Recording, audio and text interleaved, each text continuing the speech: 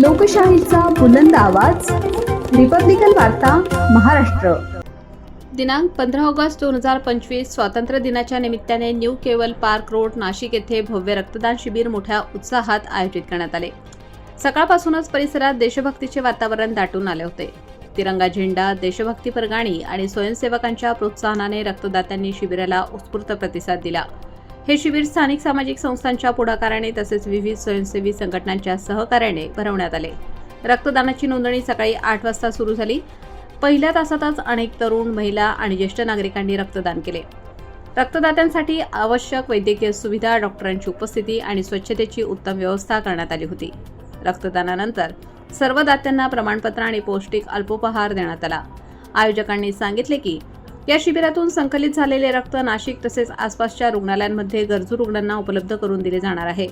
रक्तदान हे जीवनदान असून आज स्वातंत्र्य दिनाच्या दिवशी नागरिकांना असा प्रतिसाद पाहून अभिमान वाटतो, असे डॉक्टर प्रशांत सोनवणे आणि वैशाली सोनवणे